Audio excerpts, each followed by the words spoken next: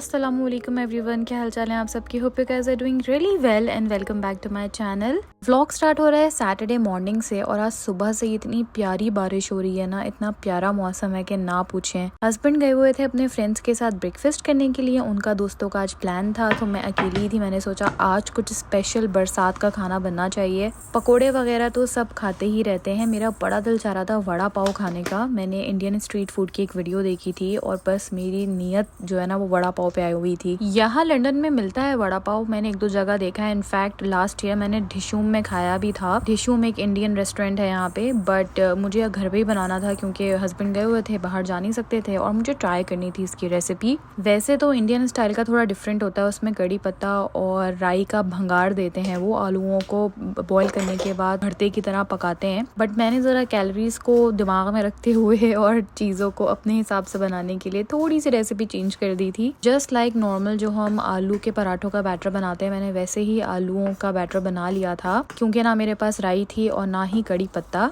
मैंने इसमें अजवाइन जरूर ऐड करी थी क्योंकि उससे हाजमा सही होता है, आलू बादीपन नहीं करते हैं। कॉलोंजी ऐड करी थी। इसके अलावा आमचूर ऐड करते हैं इंडियंस अपने वड़ा पाव की रेसिपी में, बट मेरे पास आमचूर भी नहीं था तो मैंने उसकी जगह चाट मसाला ऐड कर लिया था। सो बेसिकली मैंने आलू बॉईल करे, उसमें मैंने अजवाइन डाली, कलौंजी डाली, नमक, मिर्चे, कुटी मिर्चे अपने हिसाब से, आमचूर पाउडर की जगह चाट मसाला डाला, सूखा धनिया थोड़ा कुटा कुटा सा वो ऐड कर दिया था, पुदीना, धनिया, हरी मिर्चे काट के डाल दी थी और बस अब मैं सबको मिक्स कर दूंगी। वैसे हाथ से भी आप इसको मैश कर सकते हैं या पोटैटो मैशर से भी, लेकिन मेरे पास पोटैटो मैशर है नहीं और हाथों पे ना बहुत मिर्चें लगती हैं, इसलिए मैं हमेशा ये वाले ग्लव्स यूज करती हूँ। ये नॉन केमिकल ग्लव्स मिलते हैं स्पेशली कुकिंग के लिए ही। सो इनमें वो कोई भी पाउडर या कोई भी लिक्विड लगा हुआ नहीं होता है। आलूओं को बिल्कुल भी मैश कर सकते हैं, लेकिन मैंने सेम उसी तरीके से बनाए थे जैसे आलू के पराठे के लिए बनाए जाते हैं। थोड़े थोड़े से मैंने इसमें आलू के चंक्स भी रहने दिए थे और बाकी सब अच्छे से मैश कर दिया था।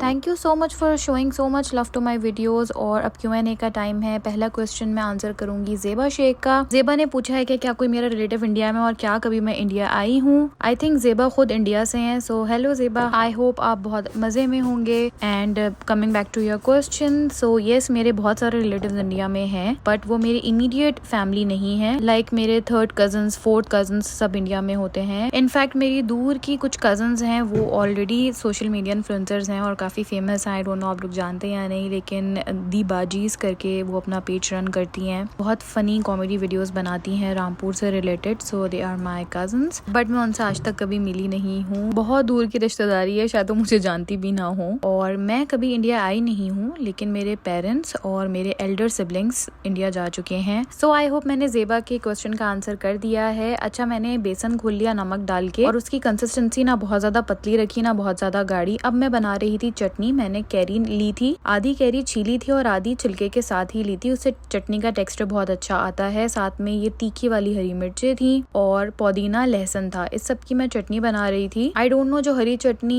वड़ा पाव में डलती है एक्चुअल रेसिपी में वो कैसी होती है। मेरे पास ये सारी चीजें रखी थी तो मैंने ये बना ली और ये बहुत मजे की लग रही थी वड़ा पाव के साथ, क्योंकि वो जो आलू की मिठास होती है उसके साथ कैरी का खट्टा खट्टा फ्लेवर बहुत अच्छा लग रहा था। चटनी बनाने के बाद मैंने ऑयल गर्म करने के लिए रख दिया था। वैसे ये काफी डीप फ्राई होता है, लेकिन मैंने इतना ज्यादा ऑयल नहीं लिया था, बस इतना ऑयल ले लिया था कि ये थोड़ा सा फ्राई हो जाए। कोटिंग इसकी अच्छी सी क्वांटिटी में मैंने आलू ले लिए, उनका एक मोटा सा वड़ा टाइप मैंने इसको शेप दे दिया था। बेसन के बैटर के अंदर इसको डिप करके फ्राई कर लूंगी। फ्लेम मैंने मीडियम ही रखा था और ऑयल बहुत ज्यादा ओवर हीट नहीं किया था, क्योंकि मुझे कोटिंग अच्छी क्रिस्पी सी चाहिए थी। मुझे कमेंट बॉक्स में बताइएगा क्या आप लोगों ने कभी वड़ा पाव ट्राई किया है या कभी घर पे बनाया है। कभी कभी ना कुछ चीजें आपके दिमाग में बैठ जाती हैं। मेरे तो 2 दिन से वड़ा पाव दिमाग में बैठा हुआ था जब से मैंने वो वीडियो देखी थी। और आज हस्बैंड थे भी नहीं तो मेरे पास जरा टाइम था। मैंने सोचा चलो खुद को पैम्पर करते हैं। हस्बैंड बाहर ब्रेकफास्ट करने के लिए गए हैं तो मैं अपने लिए कुछ अच्छा सा ब्रेकफास्ट बनाती हूँ और एंजॉय करती हूँ।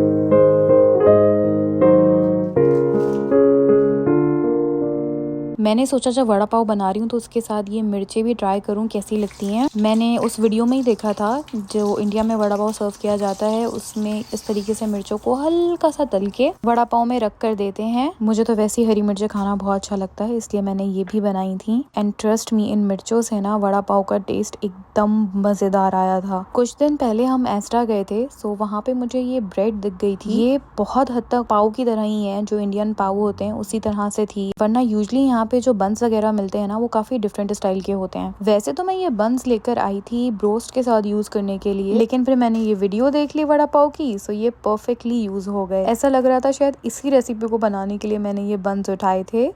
खैर बस मैं इसको असेंबल कर दूंगी, इसमें चटनी डालेंगे, वड़ा डालेंगे, मिर्चें रखेंगे और हमारा वड़ा पाव रेडी हो जाएगा। साथ साथ आपके एक और क्वेश्चन का आंसर कर देते हैं। क्वेश्चन है जी मरियम शाहवर 5277 का। उन्होंने मुझसे इंटरमिटेंट फास्टिंग के बारे में पूछा है। सो जी, मैं इंटरमिटेंट फास्टिंग करती थी नहीं, मैं इंटरमिटेंट फास्टिंग पिछले कई सालों से करती आ रही हूँ। सबसे पहले मैंने ये 2018 के एंड में स्टार्ट करना शुरू करी थी और उसके बाद मैंने कई साल इंटरमिटेंट फास्टिंग करी है और मुझे उससे बहुत अच्छा रिजल्ट मिला था।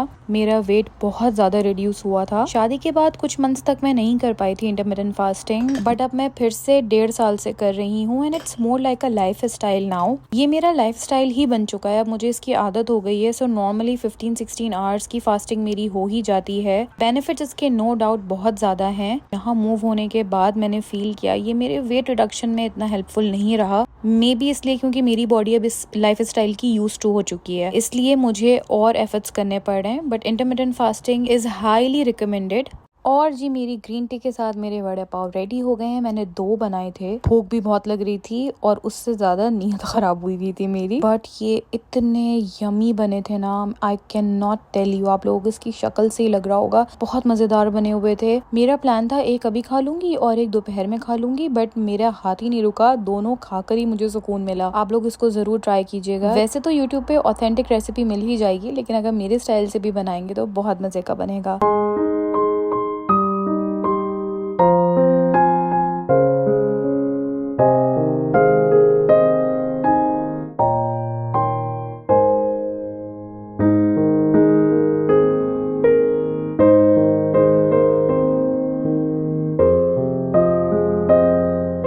वड़ा पाव एंजॉय करने के बाद फिर हस्बैंड भी आ गए थे और मेरा एक पार्सल भी आ गया था।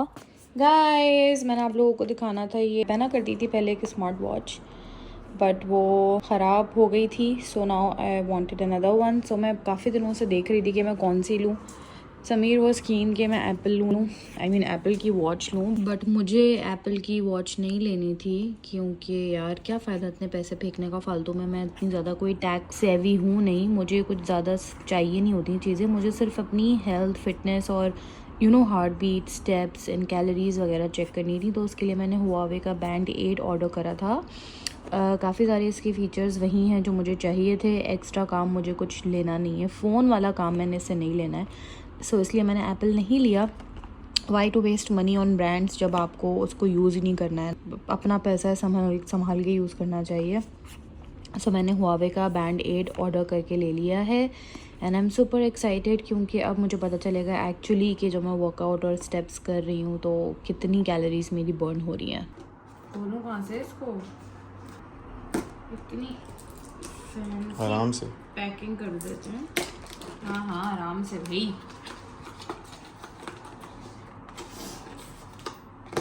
लो बस ये है। ओ वाह नाइस। उतारूं?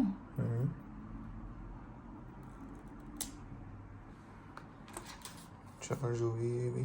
What is this? इसके वो कार्ड चीज़ों के बारे में बता रहे हैं, लाइक इसके अंदर केबल होगा अंदर, शायद अंदर भी। हाँ आराम से यस। ये हुआवे का बैंड 8 है, मैंने ऑर्डर किया है अमेज़ॉन से। अभी पिछले दिनों प्राइम डे था अमेज़ॉन पे, सो अच्छे डिस्काउंटेड प्राइस में मिल गई थी मुझे। मैं इसका लिंक डिस्क्रिप्शन बॉक्स में दे दूंगी, अगर आप लोगों में से कोई इंटरेस्टेड है तो वो जाके चेक कर सकता है। आई डोंट नो अभी ये सेल पे है या नहीं, लेकिन मुझे अच्छे डिस्काउंट पे ये मिल गई थी। खैर मैंने इसको अपने फ़ोन के साथ सेटअप कर लिया था और उसके बाद मैं लग गई थी घर के सारे कामों में, और उसमें सबसे पहला काम आज था कपड़े धोना। बहुत सारे जमा हो गए थे।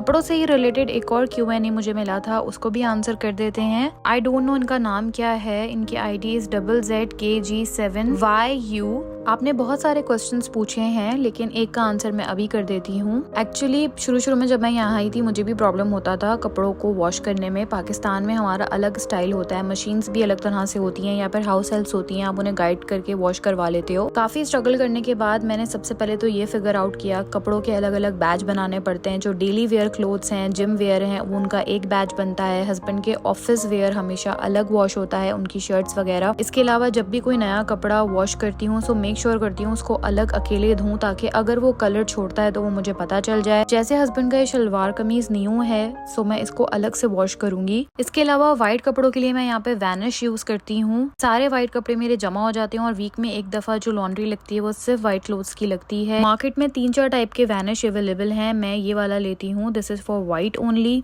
क्रिस्टल व्हाइट क्लेम करता है और वाकई कपड़े काफी ज्यादा साफ सुथरे हो जाते हैं। और मजे की बात ये ब्लीच फ्री है। एक और टिप जो मैं आप लोगों को देना चाहूंगी, मैंने डिफरेंट सर्फ्स यूज करके देखे हैं लेकिन लिक्विड डिटर्जेंट सबसे अच्छा है यहाँ पे कपड़ों के लिए। जो पाउडर मिलता है वो बहुत ज्यादा हार्श है, कपड़ों के कलर फेड कर देता है, और जो पॉड्स मिलते हैं वो भी मुझे समझ नहीं आते, वो सही से कपड़ों को क्लीन ही नहीं करते। इसलिए I always use liquid detergent. आजकल मेरे पास सर्फ ब्रांड का है लेकिन जो भी अवेलेबल हो या डिस्काउंट प्राइस पे लगा हो मैं ले लेती हूँ। कभी एरियल का, कभी सर्फ एक्सेल का, जिस भी ब्रांड का मुझे लिक्विड डिटर्जेंट मिल जाता है मैं वही यूज करती हूँ। सेकेंडली, इस तरीके से कोई मेजरमेंट्स बना लें। ये एक मेजरमेंट है जो एरियल के साथ मुझे फ्री मिली थी, मैं इसी से अपना हिसाब रखती हूँ। अगर मुझे फुल लोड करना है, मेरी मशीन फुल्ली लोड होगी तो 1 कप भर के डाल दूंगी। हर किसी की मशीन की अपनी सेटिंग है, उसकी बुक रीड करें, अंडरस्टैंड करें और मशीन्स को क्लीन करते रहें। मैं मंथ में एक दफा मशीन अपनी अंदर से जरूर क्लीन करती हूँ। इसके लिए डिफरेंट प्रोडक्ट्स मार्केट में अवेलेबल हैं, यूट्यूब पे आप ट्यूटोरियल्स देख सकते हैं। मौसम इतना सुहाना था आज कि दिल ही नहीं लग रहा था घर के कामों में, इसलिए हम लोग निकल गए बाहर।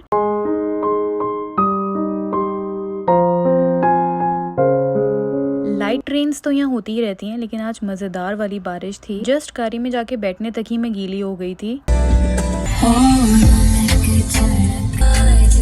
तो मज़ेदार सी बारिश को एंजॉय करते करते हम लोग आ गए थे चाय वाला। हमने सोचा कि आज मौसम की मुनासबत से कुछ खाते पीते हैं। हस्बैंड हैवी नाश्ता बाहर से करके आए थे, मैंने वड़ा पाव खा लिए थे, इसलिए दोपहर में तो हमारा खाना स्किप ही हो गया था। इसलिए इस वक्त भूख भी लग रही थी और दिल भी बहुत ज्यादा चाह रहा था कुछ चटपटा सा खाने का। समीर को आजकल गुलाब जामुन बहुत मजे की लग रही है चाशनी की, इसलिए हमने रास्ते में चाशनी से गुलाब जामुन भी ले ली थी। और अब हम लोगों ने अपने अपने ऑर्डर प्लेस कर दिए थे।